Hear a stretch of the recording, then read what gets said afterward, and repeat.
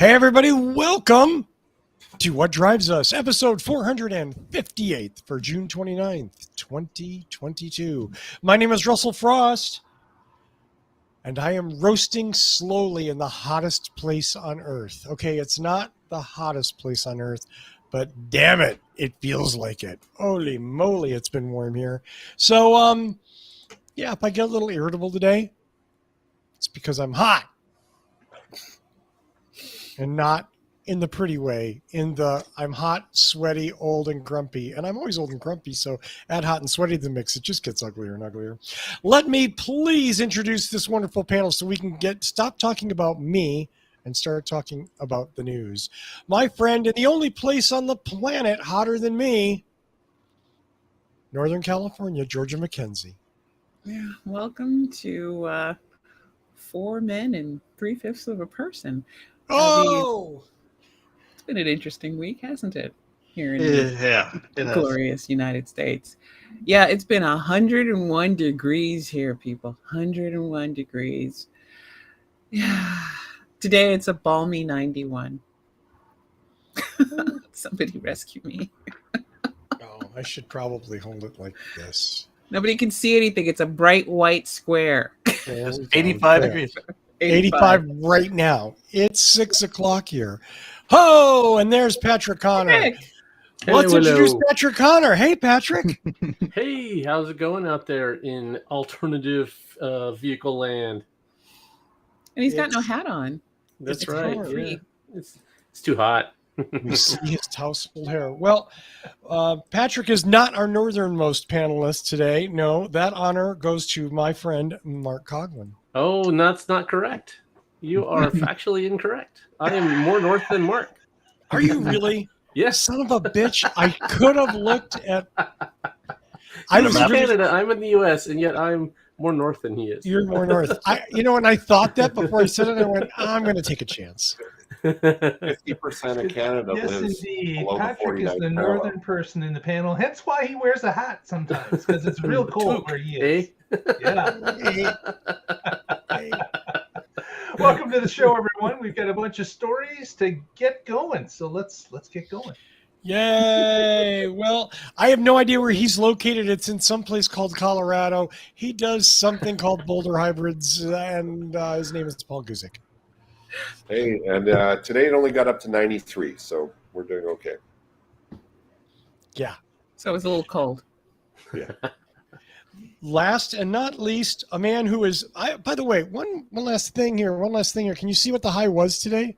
Yeah, that's 96. 96.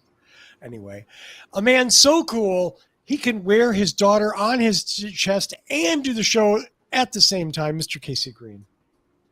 How's it going? I'm hot. Didn't we already talk about that? Yes. Oh, Yes, but we that did. wasn't what you were asking. You weren't asking how. Okay. Russell is a bit grumpy, you guys. I'm way grumpy. So I'm going to start off the show.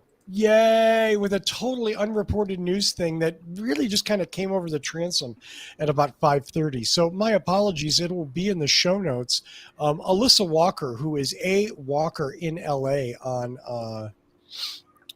Twitter, a fantastic follow. She's a writer and a reporter in Los Angeles, talks a lot about transportation issues. Apparently California's gone through several versions of a gas tax relief program, which a lot of states are digging into. Some of the versions were really bad. Some of the versions were just kind of bad. As it turns out, it looks like the one that's going to pass that's going to pass. Yes, I have to look because there's like 3 articles written about this and they're not complete yet. So is actually not a bad bill. And what it's going to do is give money back to California residents, like $200 per person. It's not tied to owning a car. It will be in the form of a tax rebate. Oh, Kacey's so upset that he's not going to take advantage of this. He left. I don't blame him. But the good news is it's not just there's no tax relief that would give money to oil companies. It's money going to citizens. They can buy whatever they want, whether that's defray the cost of gas, buy an e-bike, whatever. But that's just one part of it. And about 10% of the plan, 90% of the funds allocated in this bill are going to go to mass transit, are going to go to getting cars off the road and moving us away from fossil fuels, which I'd like to point out is the cause of the problem. So Gavin's often a mediocrely Democratic governor. Sometimes people think we're all, I know. I'm sorry, Georgia. You can punch me. Go ahead. I don't punch anybody. No, I mean, it's the thing is that we've managed to have a surplus through the pandemic. Granted, I'm going to say that we're not getting, hey, baby.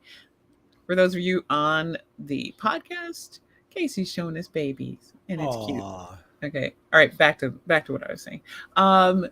The budget surplus is being applied to things that are good, like giving us a little cash. I mean, it's a great thing. I would love to see some of that applied to things like, I don't know, improving pay for people working, but this is also good too. And I'm pretty happy that we got something through the state legislature, and it's going to be improving people's lives. I know it seems like it's not much, $200 for a lot of people, though. $200, but I hate to say it to it, but for some people, extra $200 in cash is going to come in handy very much. Absolutely. And again, the best part is that we're not just giving oil companies a tax break. We're spending money on things that will move to hopefully give people a chance to take subsidized transportation, things like that aren't. Georgie, you look like you have something. Oh, no. I'm always thinking, you know that. You're always thinking. There's always a gear turning. Yeah, Oregon was trying to do a carbon tax, and it was going to be a tax and rebate plan where the money went into programs exactly like this, improving transportation and giving money to people instead of so they can do other things with it. Never quite worked out, but this is the right way to do it. Yeah. Well, that's good. Absolutely. So that's all I'm going to break in with now. Let's get to your regularly scheduled news. Did Paul come back? Hey, Paul. Paul, we're going to start with you. Something about Colorado, something about roads. Yeah, so I don't know if any other states are doing this, but as of Friday, Colorado has a 27-cent delivery fee that will be added on to anything that is delivered by a motorized method of transportation. So every Amazon package you get, every weed delivery, Russell, you get, every grocery delivery, every pizza you get. They even send a letter to me if I deliver a car to a customer's home, instead of them picking it up at my used car lot, I have to charge them 27 cents and remit it to the state. On a used car, that's not significant. But if you think about the tens of thousands of Amazon packages every day, and that money will go to the state to help fund roads and bridges and alternative fueled vehicles. So it's good and bad. It's going to be an accounting nightmare for some businesses. But I wonder if that's more of what we'll see, because the state was saying, look, Amazon put umpteen, 1,000 vans on the road, and they're beating on the roads. They're using the bridges. They got to pay their share and pass it on to the consumer. And apparently it has to be broken down on the receipt that you're paying this fee. Wow. So what if it's electric? So if it's an electric, so Uber and Lyft, they have to collect the fee. But if it's an electric vehicle, I think it's going to be half the fee per ride. Oh, so there are some incentives. Oh, that's good. Yeah, because the electric vehicles still use the roads, so they should pay something. But they want to incentivize people to get off of gas. Right. And then I believe it goes up a penny each year. But, I think it's not a bad thing. I mean, most people won't notice a 27-cent fee added to their Amazon delivery bill. And, the money will help grow the infrastructure or repair the infrastructure in our state. So I guess we'll see if other states follow through, or if anyone else has any recollection of. I tried to Google it. I couldn't find any other states doing it yet, but maybe it's going on elsewhere. And a couple other states are doing the bag tax. Yeah. Right. Yeah. Yeah, and like Boulder has a sugar tax. So like I'm drinking a bottle of Mexican Coke, and I think if I buy this in Boulder, I pay 2 cents more per ounce than I do if I buy it in the next town over. New York did that, right? New York City? Sure. Yeah, I think Berkeley did it. Boulder, and it's good because it stops kids from drinking 27 sodas in a day. Hey. I feel called out. Yeah. So, Sugar free. So anybody in water. Colorado, order your Amazon stuff tonight. It'll be 27 cents cheaper than if you order it tomorrow and get it delivered on Friday. I was having a discussion with somebody about businesses paying their fair share, and he was taking the side of, no, the whoever founded that business built it up from scratch. Why should they be paying all these taxes? And I was like, come on. There's no business that doesn't utilize all the public infrastructure, from the internet to the roads to the education system to the people that they hire. All of that is paid for with taxes. And so if you have some business that's avoiding all of their taxes, they're able to make a significant amount of money and not contribute it back into the system.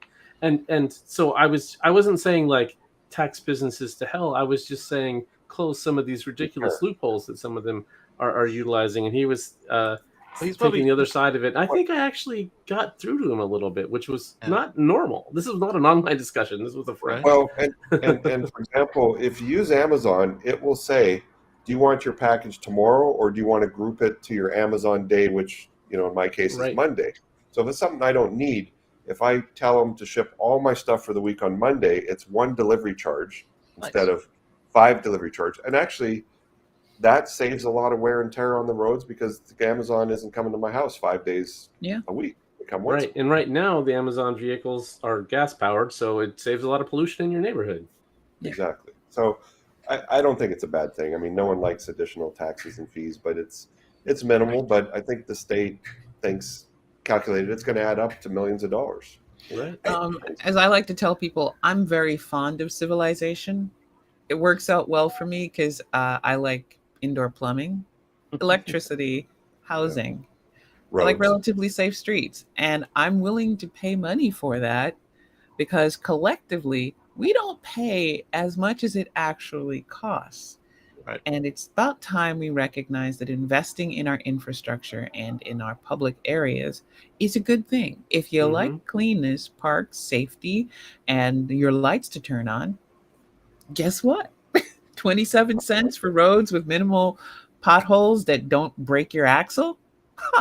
It's a bargain. Here's my 27 cents. Right. And I think some of the money will go towards EV chargers and whatnot. So, and public transportation. Oh, yeah. Yeah.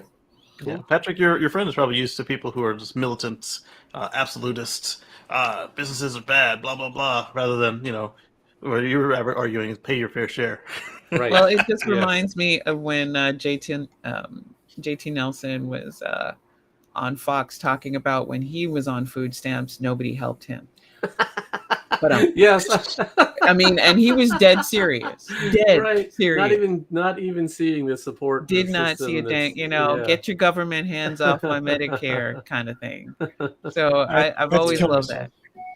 What? Nothing. What was that, Russell? No. Yeah, I think you're right, Kacey. The part of the problem is people take extreme positions, and there's just nobody. The middle is an empty space. I'm wary of the we need more centrist solution things, but I agree, Patrick, that we don't necessarily. It just depends on the issue, and in this case, let's put it this way: I worked a few months for Amazon as a holiday delivery driver.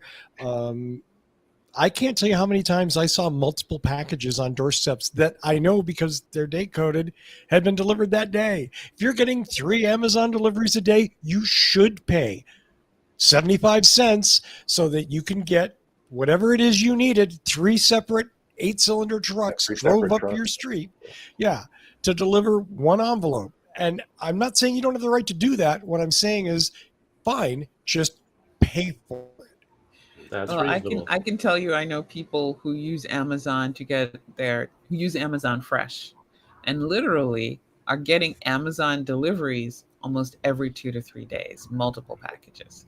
Oh, that's definitely not uncommon. Right? It's not as bad with the Rivian van, but with the Sprinter and the Fiat Ram van, yeah, it's pretty bad. Yeah. I just saw something, or the random like personally owned vehicle. So now the guy's showing up in a Hummer just because it's all he's got. Yeah. I just saw something that in some areas Amazon's 40% of the retail in total. So I mean that's a significant amount. Which means they're going up and down streets multiple times a day. Mark, this is a really maybe a dumb question, so forgive me, but Amazon in Canada, is the footprint as large there as it is here? Yeah, it's a large footprint here. It's huge. Okay. So you can get 3 deliveries a day if you order a bunch of stuff? Absolutely. There is Amazon Prime here as well, so you can get free delivery. And if you get free delivery, a lot of people get multiple deliveries a day. There's Amazon vehicles running up and down the streets. Actually, I'm wrong about that. There's more subcontractors that work for Amazon roaming up and down the streets. It's rare to see an Amazon vehicle here in Ontario driving up and down the streets. You see not even the big semi trucks. Don't even see them like you do in the States. But there's subcontractors here that are moving Amazon products to and from distribution centers. In their personal vehicles? No, it's typically rented vans. Oh, okay. Well, let's go on to another vehicle story, which, what a surprise for this show. Kacey has a story about some missing Ford pickups. Yeah. So what actually drew me to this article was I was reading the article, and they said the price of the truck, and I assumed it was the Ford Lightning. And now that I'm looking at it again, this latest revision of the article, I knew this by the time I picked it. I already knew, but I'd already finished the article. On this latest revision, they made that clearer. Like in the first paragraph, they tell you that they're F-150 Raptors that went missing. Nearly $1 million worth of Ford pickups were stolen from the factory lot. The edition I read said, 79,000, blah, blah, blah. I'm like, oh my goodness, they just lost all the Lightnings people are waiting for. And I mean, how do you steal that many trucks? And that's what I'm saying. Where do you put it? Apparently, it's not uncommon. It's not even just a Ford thing. Like a lot of Chargers have been stolen. A lot of like Dodge Chargers. A lot of GM vehicles. It's like but $1 million worth of Raptors is basically 11 vehicles. Right? It was more than that. They're 90 grand a pop, are they not? Like the fully, they started 76, 76, so 70K. So there's still a few of them. Okay, but, so 14. 100. Right. But I got to the part of the article where they said, some of them were recovered. They didn't catch the people, and they stole the tires and some components. I'm like, because I was still thinking it was a Lightning. I was like, why didn't you steal the daggum batteries at 30 grand a pop? And then I realized it was a Lightning. Not a Lightning, it was a Raptor. It was a Raptor. Well, but don't a lot of these cars have like OnStar type tracking crap? Hopefully they turn them on while they're in factory mode. See, they should have done that. Now, in a lot of ways, this just reminds me of when Bill Murray had worked out the schedule to just be able to steal things in Groundhog Day, because I'm just sitting there going, now how do you steal 11 vehicles? Because that's 13 vehicles. At least they recovered 13 vehicles, so at least 13 were stolen. But more than that, to get to $1 million. Furious ring. And it just still makes me go, what did a clown car of car thieves came and just broke it? Or they brought in a bus of 40 thieves and they all took a car. So 1 million divided by 76,000. There we go. All right. It's more than 12. There we. In a lot of ways, though, let's be honest here. This was a high-achieving, well-organized group, and we kind of have to give them some credit. They didn't just go and just steal one. They said, you know what? Let's take the whole thing. We can coordinate and organize, and I think we can all be inspired by that. Yeah. So because of situations like this, there were 4 cars stolen from my local my brand car repair shop, and they caught 3 guys and 4 cars. So one guy's just out there. So I went ahead and set the pin to drive feature on my car. So even if you have the key, you still need the password to actually turn the damn thing on. And I've got dash cams, and so this is kind of a public service announcement. Hey, if you can afford a $50 dash cam, do it. And if your car has some sort of extra feature beyond just the key, then maybe also enable that, because there are people who have like key repeaters and stuff. But this one, being a factory lot, they probably just grabbed the keys from the bucket, went on down like they were the porters, and just left. Well, they probably have the keys in the car tied to like a lanyard or something. But yeah, either in the car or near like on a podium somewhere. I will say Ford has one screwy thing, and I don't think it's applicable to Raptor, but on like their commercial trucks that they sell to states and counties and cities, and their they all police key cars, alike. They all have the same key. Oh, You can go on eBay and buy a Ford fleet key that will start like 90% of the city-owned Ford vehicles in the country. Whoa. That sounds like something to for grab the fleet managers to just have a key that they can just copy and give to their workers. But you could literally buy one of these keys on eBay for $10 and steal a cop car. Now, I don't recommend you do that. But, You look like Swiss cheese when you're done. I had a really exciting day off tomorrow planned, and you just pissed all over it. Ruined it. Thanks. What Drives Us does not recommend you buy a master key and steal trucks. Yeah, Grand Theft Auto is still Grand Theft Auto. like your Legal city legal parks requires us to say department that has the Ford pickups, picking up the trash in the park. They all have the same key. Is it theft if you just move it a couple of blocks? That's joyriding. That's if you have the key for it. Yes, You're not because breaking you weren't in. you weren't an authorized driver. No. Damn it. I thought that was my truck parked in the park. Yeah, it looked just like my truck. That's my white truck. Oh man, God. Well, so again, cheers. I mean, yeah, recycling and all that, but you don't want to recycle off of a brand new truck. You wanna like do it the right way. If you want to get some reman tires, that's fine, but don't steal. Well, thank you, Kacey. Don't steal. That's probably good advice. Swiper, no swiping. No swiping. And Kacey, let's do your other story, which I don't know. You know what? Kacey has another story. Take it away, Kacey. Yeah. How's that for a segue? Right. So I was surfing Twitter, and I saw this tweet from somebody I follow, and it was a response to one of our genius politicians, like one of the really actually smart. Don't ones, be sarcastic. She's dumb as a fucking stump.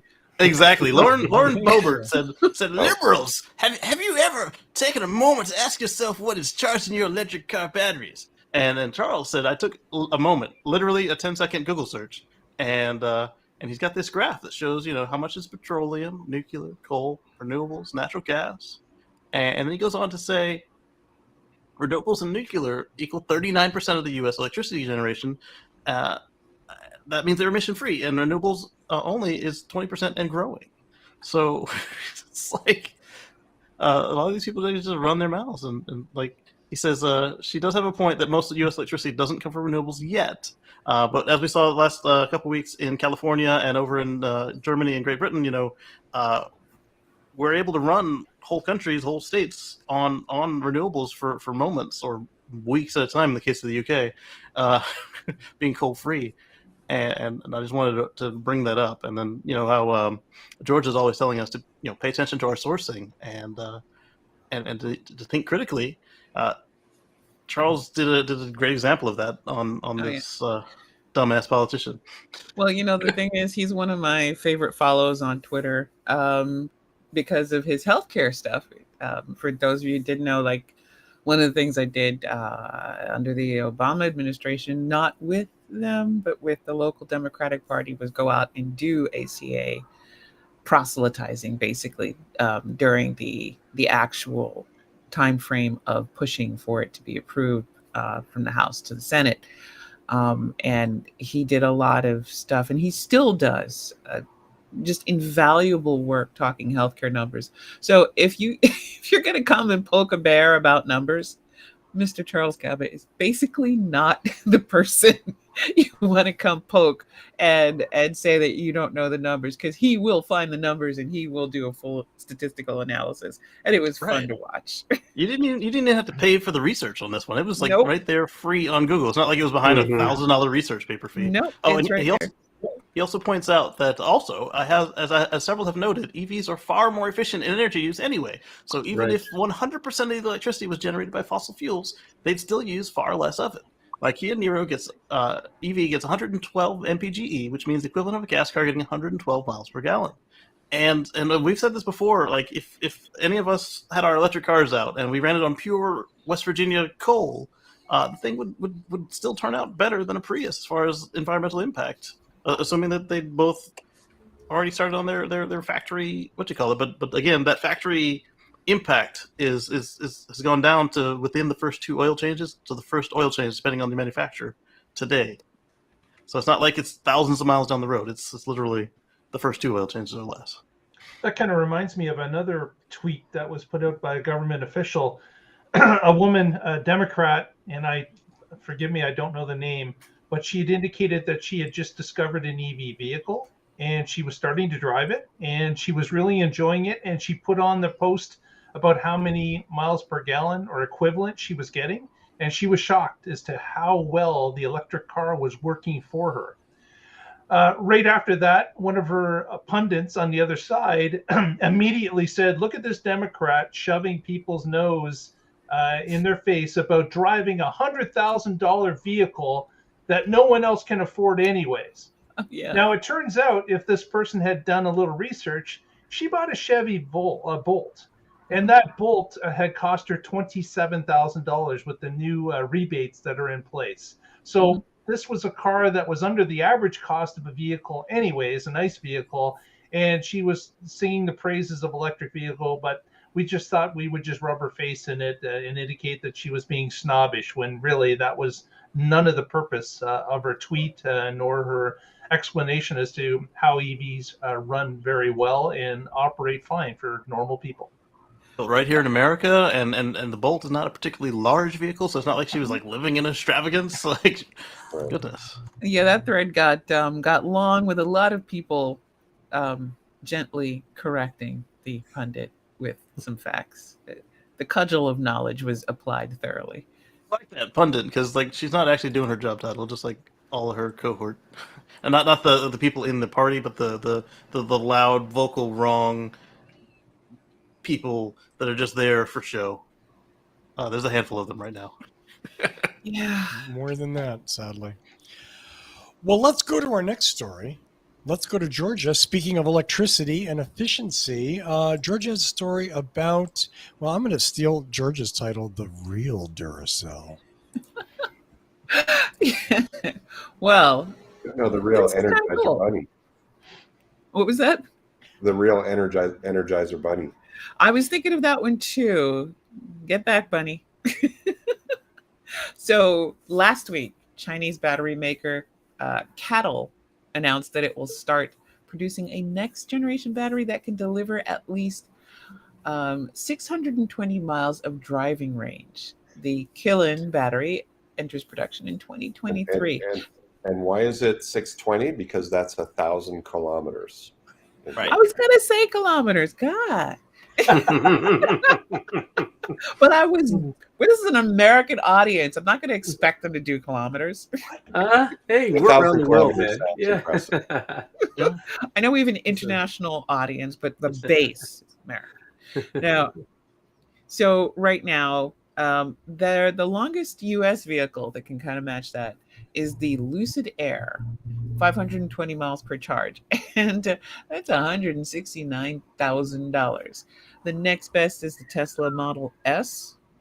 Now, I'm going to leave that, whether or not this is correct, up to the rest of you Tesla Roddies. That's an estimated 405 miles. So Right around there. I did not hear you. That's good. It's right around there. It's Right a little around higher. there? Yeah, a little higher. All right, so Cattle is the world's largest manufacturer of EV batteries, and they are a supplier for Tesla. This battery has a 255 watt hour per kilogram energy density. So that's pretty cool. 13% more powerful than most batteries, than the 4680 battery. And that's the Tesla format battery for the Model Y SUV. So I don't know. They said it's faster charging. Hopefully it's not got too much weight. They said it's going to be able to cool itself faster, and it should be able to go through super fast charging sessions without overheating, which those of you who have phones that you have accidentally left in the sun a little bit, especially, or if you've left it to charge a lot, you might have noticed it gets a little hot. Remember when iPhones used to burst into flames? Wasn't that fun? So this battery promises not to do that.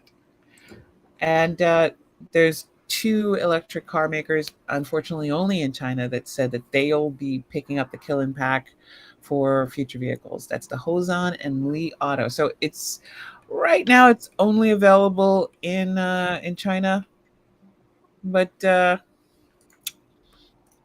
can't see that something this important is going to stay just in China. So we'll see what happens. So I wrote some bleary-eyed thoughts on this one this morning. Somebody else also presented it to me. Let me load that up. The first thing I wanted to say is that they probably did that on the Chinese fuel economy cycle, of which the Tesla gets 580 kilometers of range on that same scale, so out of 1,000. And then I also suggested that perhaps to actually get that range, they'd want to put this battery in the Model S or the Lucid Air, as these Chinese vehicles aren't aerodynamic enough to do that yet. It's possible they come out with a new battery and a new body shape to do it, but unlikely. And then what was the other thing I said about it? Shoot, I mentioned the Chinese test, which is a big part of it. But as Georgia already mentioned, and the article mentioned, they are a supplier to Tesla. I don't know that they touch Lucid at the moment. Mm-hmm. But if this works out, it's going to be a good thing. Like, frankly, I'm just sitting here waiting for something that looks like the Battlestar Galactica motorbikes from when they landed on Earth in the original series. That's all I'm waiting here for, and so far everybody's disappointed me. But I'm pretty happy about this battery. Yeah, the cool thing for me about this isn't some laboratory making an announcement. It's CATL. These guys make batteries. They're the largest supplier in the world, and they say it's going to be in production next year. So batteries have been getting better 5 to 7% per year, and I expect to see that march continue. These are going to be faster charging, longer range. That's exactly what we're looking for, and this is awesome to see, because every time that happens, that makes EVs more affordable, more accessible, more capable, and it's a self-fulfilling prophecy, because then there's more vehicles being made with that, and there's more investment in it. And it's a virtuous cycle. It's the Wright's law in effect right here. Minor point of correction: the Model S is 663 kilometers on the Chinese cycle. I made the same mistake this morning because of the way the research page I've pulled up pointed it out. They were actually comparing the old one to the new one. So the new one that you can buy today is 663 kilometers versus the 1,000 kilometers. Nice. But if someone actually can deliver a car that's 500-600 miles of usable range, that's going to get all the naysayers out of the picture. You know, well, I can't drive my car across country because I got to stop for gas every 100 miles. I don't even have to stop my car when I travel cross country. I do it all in one straight shot. Yeah. Iron bladder. I need a 3,000-mile range. Model, like the Amazon drivers.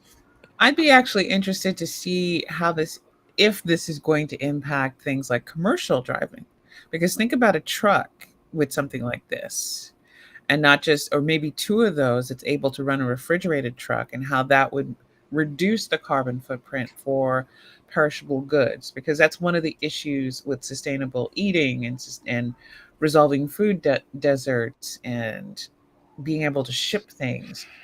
So I don't know. It opens up doors, and I think we should be able to keep our eyes on this situation. It'd be nice to see. If you elaborate on that, Georgia, when when you have the autonomous electric trucks that can drive 24/7, they'll be able to get the produce from California to Iowa or wherever it's going quicker, and it will last longer. Because if you've ever gone behind a supermarket, the average supermarket throws away a god-awful amount of food, which is really sad because it expired because it took too long to get there, or it sat on the shelf too long in the store.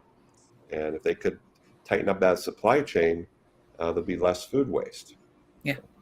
A point to that as well. We have the tech today to drive, or to have batteries that drive past the legal limits of the commercial drivers. Because once you are a commercial driver, you have hourly limits that you can set, and you have to take certain breaks, and you can only go so many in a day.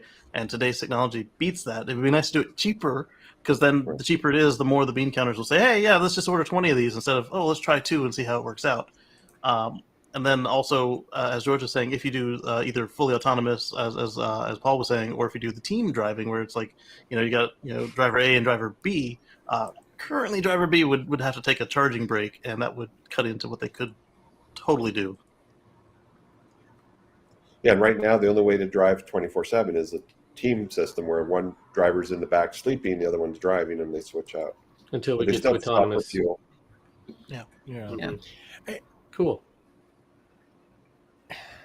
I think there's a danger of an unintended consequence here, but I'm going to save that discussion for another show. Oh, Ooh. I'm just going to tease that. Let's go to Mr. Mark Coughlin, who has some information on a $700 million EV charger plan. What? Couldn't be true. Wow, that's an expensive station. The Biden administration has been touting this Build Back Better plan, which part of it was for the upgrade of EV charging infrastructure across the country. So they've devoted $700 million to this, which of course is going to build a few 100,000 stations that they're going to add to the total now of approximately 350,000 stations, I think, of L2 and DC chargers across the country. So they're looking at adding 50+% to the number there with that 700 million.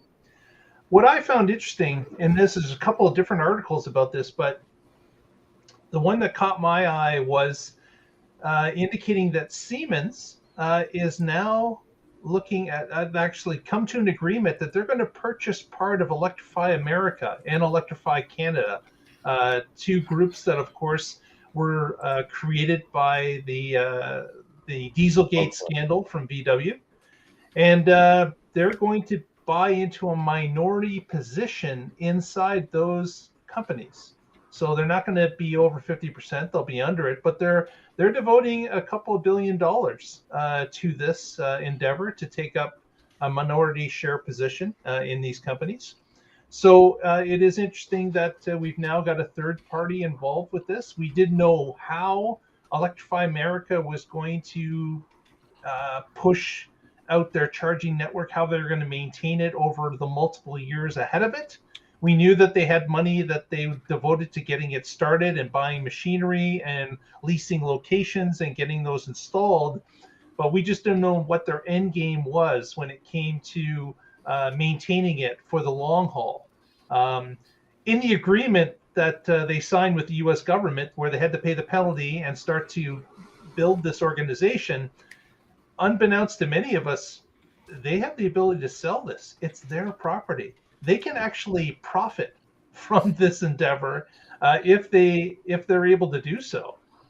So this is I didn't think it would be possible, but Siemens has looked at the business model and have indicated that they want to be part of it. They believe it's going to be something that people will use, that will be used in greater frequency in the future, and as more and more EVs come to the market. So they're getting involved with it now. And of course, companies like Electrify America are going to be part of this $700 million, influx of money coming from the government. There's going to be Electrify America is going to be a big part of it. There's going to be groups like ChargePoint, There's going to be groups like Flow and others that are also going to be looking for some portion of this money in order to expand their network. And if they abide by the government's requirements as to how many charges there are, how many are in a location, what's the average kilowatt hour that they're able to dispense, all these things are going to come into play. And these have not been outlined yet. Not all the details have been released, but the government is going to be looking for partners like those in order to expand this network nationwide. So I found it interesting that Siemens is now getting involved with it ahead of any monies being given out by the government. They're in there early, and it'll be interesting to see what the requirements are going forward and how Electrify America as a whole could possibly profit from this because they're able to sell part of what they have created in because of a penalty that they were assigned. It's just kind of interesting how this all works. What I think is interesting, if Siemens thinks there's a business case to make money, why aren't Exxon and Shell and Chevron jumping into that game as well? Shell is in Europe. Well, Paul, I think it's a head in the sand type thing. I believe that a lot of these companies, just like the regular automakers, had gotten to the point where they didn't think the whole EV thing was going to fly, or it was just going to be a flavor of the month type thing. But did everything to make sure it would. As we've seen with other automakers, the light has come on, and I think Exxon and these others, I think they're going to get involved with this rather quickly, or they're going to see a tremendous loss as time goes along. So you're right. I don't know why Exxon isn't involved with this now, because if they see this big handout the government is going to do to help push this infrastructure forward, they should be first in line to say, we'll build the network. Yeah, that's just not human nature, though. I mean, it's to put charging stations in. It's the same reason that Xerox PARC didn't become Apple. It's the same reason Blockbuster didn't become Netflix. You have a business model, and if something else is coming in and disrupting it, that's the enemy, and you fight them. You don't embrace it and take it. That's just not what people do. That's not the skill set they have. That's not the expertise they have. That's not the history they have, which is the same argument I was making. Yeah. What's that, Russell? Another weird one is EcoTools is actually Chevron. And they haven't got into this game yet. It's like you've got it, and thankfully, lawn tools is like one of the worst polluting areas in the world. Mm-hmm. But it's like, just take one more step, put it at your stations. Well, they're also kind of waiting for the outcome of probably the midterms. Common wisdom is that the presidential party, if it dominates in the presidential election, is going to flip in the midterms. And normally that might mean some changes. It means that you're not going to get some certain things. But the idea is that the flip in the midterms is going to go from the Dems to basically a party that's devoted to undoing anything the Dems do and desires to create a single party, quite like the Duma in Russia, basically, where that's the only party you got that, and those are your options. Free and fair elections, basically. I don't get how we went from Nixon creating EPA to this being a political thing. Like, look at the alliance actually between the GOP and religious conservatives, and that goes back a little bit towards Nixon, a little earlier than Nixon, but definitely heading from the late 70s into the 80s. But I digress. So the political reality is that for a more established company, especially ones like Exxon, anybody aligned with oil, let's be honest here, who do they align with most politically? The anticipation is that if we flip, even and if they flip enough seats in not so much the Senate, but probably in the House, they can unfund a good portion of this bill and take that money and put it somewhere else. So that's well, I mean, you told us last week about how Texas was getting ready to spend the money, but also hoping that they could undo it while they're planning to spend it. It's one hand versus the other hand, fist fighting. But but that's that's unfortunately not enough people get the fact that it's not just a slight shift these days politically with a change. You can't. It's black and white, isn't it? It's different. It is an absolute overwhelming avalanche, and the problem with an avalanche is that if you have an avalanche every 2 years, the cleanup year cannot clean up enough. If you insist, and unfortunately, America is devoted to creating its own avalanche because, oh God, getting people to understand their government is enough to drive me to drink, except I don't like being drunk. I don't like much alcohol. Alcohol I like is expensive. And so this sucks. And I don't like people running around being stupid in my presence. So it makes it really hard. But it's something I think it's really important for people to know because, oh, shut up, Patrick. Showing off your expensive booze. But I do that because I feel intently that we have a powerlessness problem. Not that we are powerless as citizens, is that we have ignored the fact that we're powerful creatures. We have absolute control over who's in power over us, and we need to exercise it on a regular basis. Any of my teachers in grade school would tell you that I had absolutely no problem telling them when they were wrong. And I'd be right, because I am. So I want you to have that same confidence and understanding that you can change the future. You don't have to sit anything out.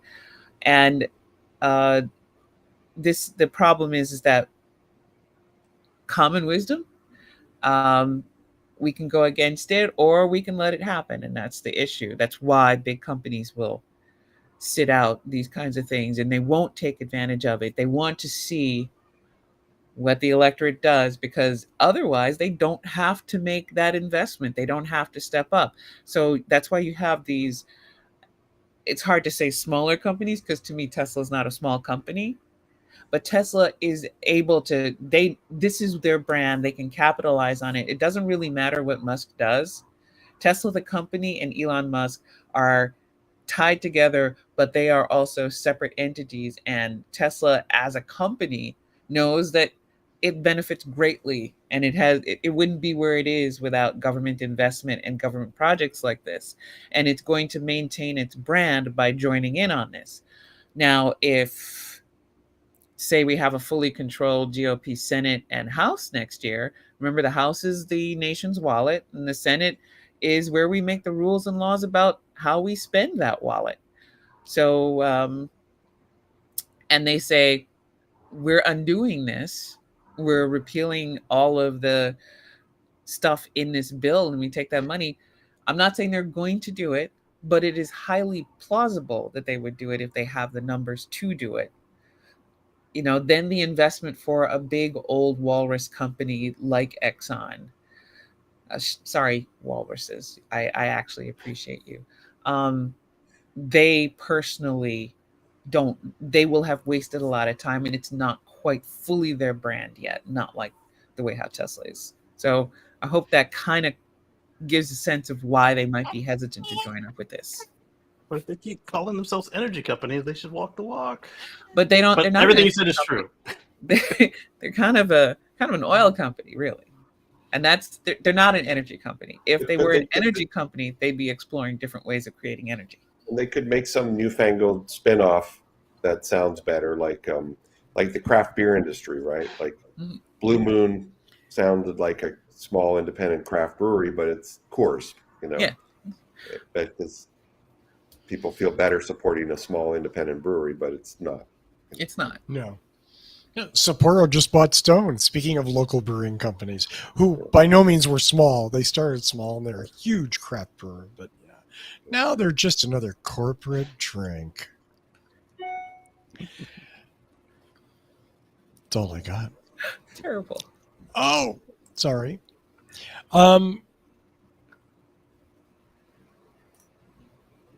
Yeah, Sorry there. Come on. that's all I got. Let's see. So, I thought what you had else? one of your own, Russell. I do, but you know what? I think we're just going to say goodnight Oh, okay. because this room is getting hotter and hotter. I feel like I've been breathing the same breath of mine for the last 60 minutes. And frankly, I could just drop like a stone at any moment. You know? Yeah. But we'll get back to that. I do want to say, and here's something that's going to surprise several of you. I do want to say thank you to Elon Musk.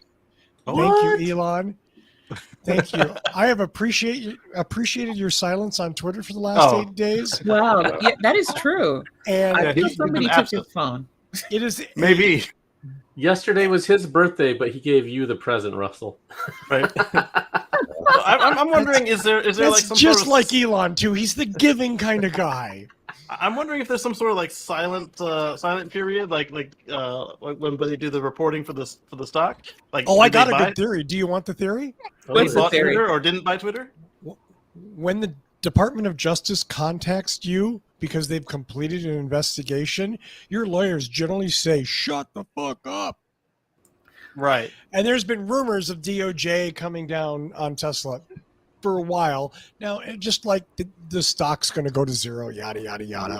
I mean, but I do think, well, maybe somebody said, now's not a good time.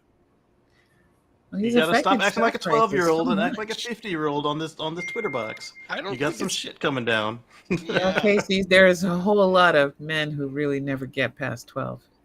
Well, yeah, but the lawyer would have had that discussion with him about how it's time to put on your big boy pants. It's Yeah. And who do When you does he think listen to Elon lawyers? actually listens to? Yeah. Quick. Makers? Name one person. Mom. It's dog. No, he doesn't listen to mom. She says that repeatedly that she doesn't listen to her. And he better listen to legal because The only name I would have entertained is somebody who's no longer with the company, and that was JB. Yeah.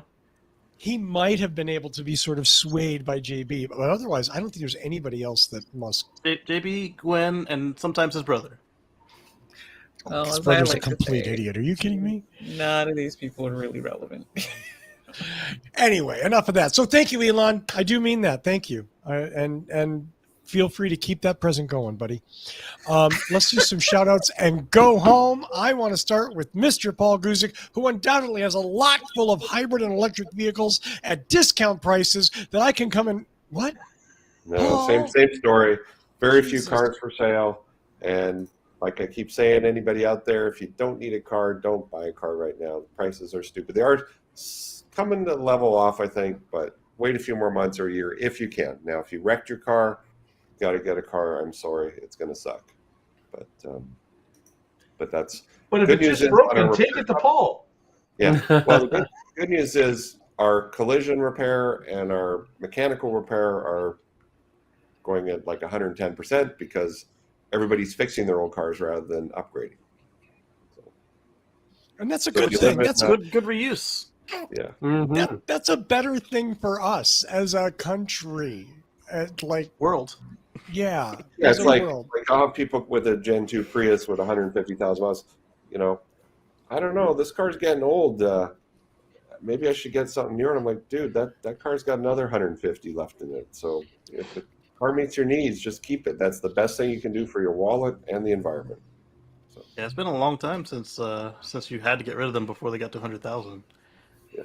Yeah. Don't miss those days at all. 60,000. That car's worthless. Right. I remember those conversations. like the Chevy Vega, 30,000. Oh, Hey, well, yeah. like throw it away before the tires go bad. I'm rocking my 2013 Fit. It's got 47,000 miles on it. Wow. Mr. Green. 70,000. I'm going to be driving that for 100 years. Oh man. So, Mr. Green, let's go to you. What's up in your world, sir? on Sunday at 1:10 Eastern. You can catch me at youtube.com/Kacey Green. That's KACEYGREEN. We'll be doing a discussion similar to this, but without an end time in mind. They've been getting shorter the last 3 episodes, which is nice. And join us there. I did do some changes for acquiring new footage for the pre-recorded stuff, but yet to have actually figured out a schedule to edit said videos. So they're just piling up on the server behind me there. Are you telling me that the companion attached to your chest is not helpful in editing video? She's not helpful in editing video, and then when you start, she gets confused by the fact that your voice is coming in 2 different places, and then gets annoyed and expresses her annoyance. I can't even. Headphones. I understand that. But she just yanks on the headphone cord, like, "Hey, listen to me." Well, Kacey, what she was really trying to tell you is radial wipes. She wants you to bring that back, man. Radial wipes. Everybody's waiting for that in your videos.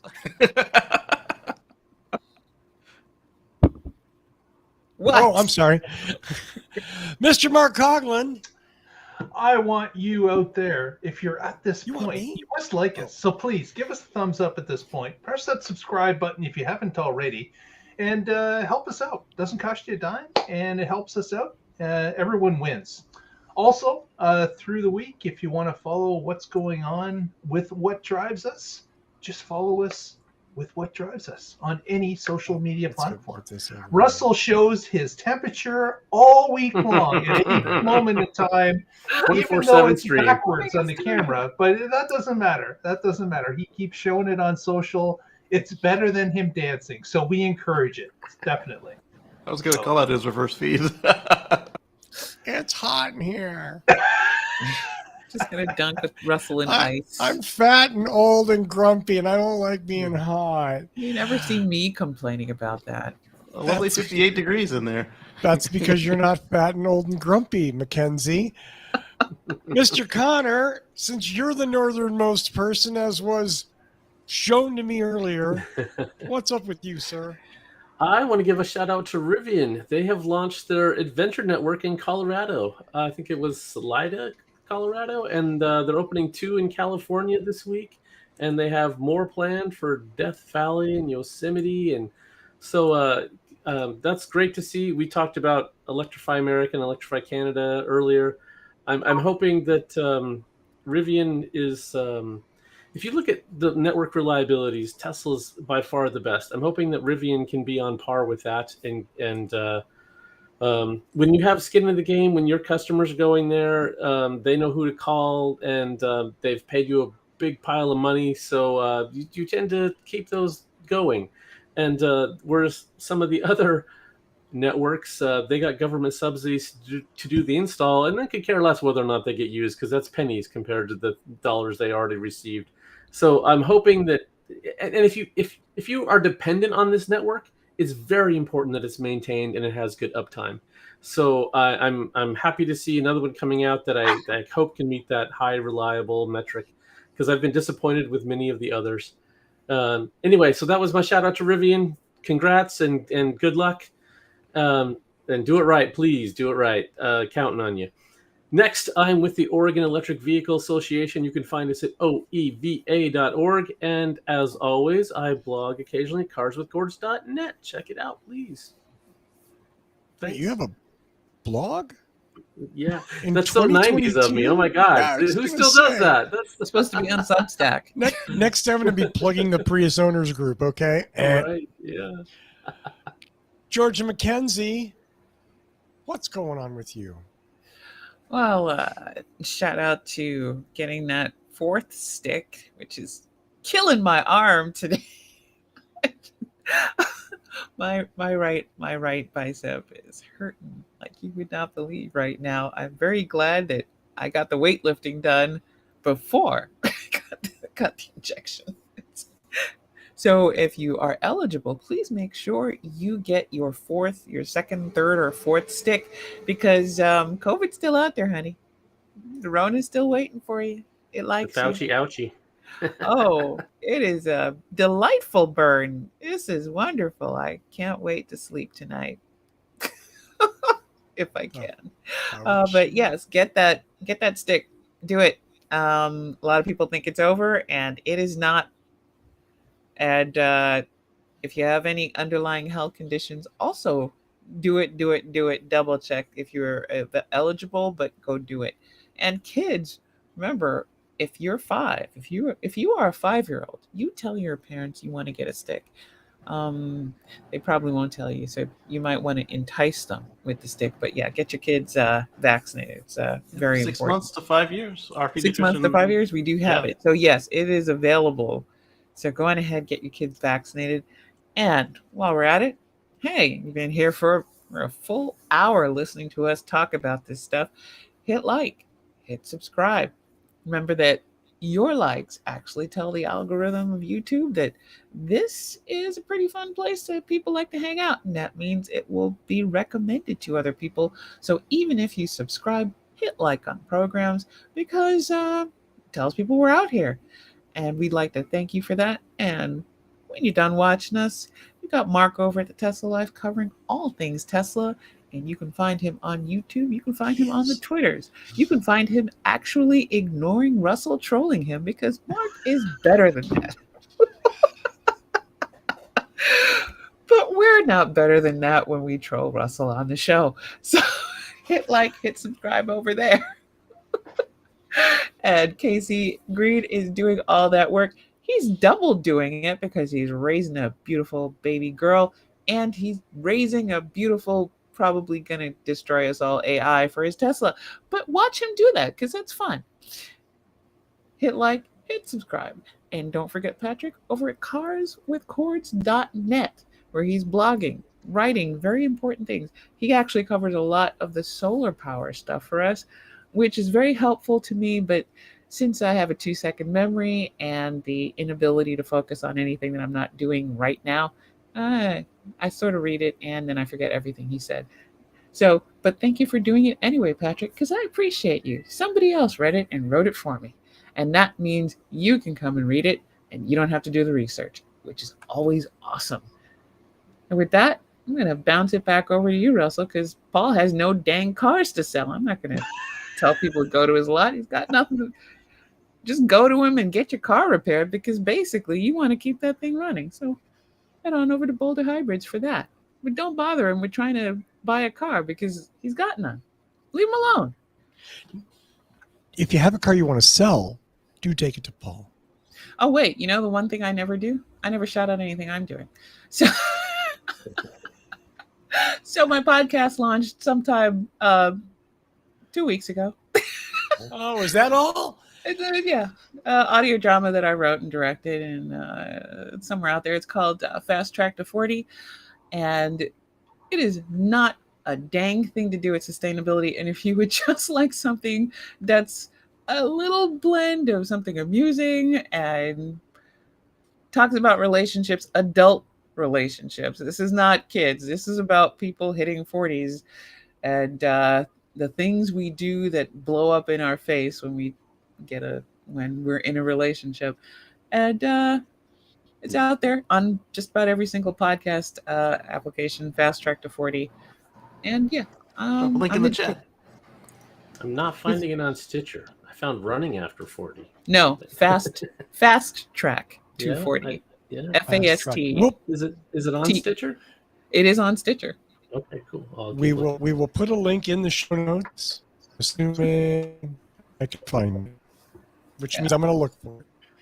Yay! George, you plug something you've actually done yourself. I try to keep it separate, because I kind of consider this to be more of the serious aspect of life. I don't want you guys thinking I'm just shilling for myself, but I was like, oh yeah, theoretically, as the person writing it and directing it and hopefully getting a second season of it, I should probably tell you about it. Oh, I guess that makes sense. You should. Absolutely. There it is. I found it. I will check it out. Cool. Yes, with our very bright artwork.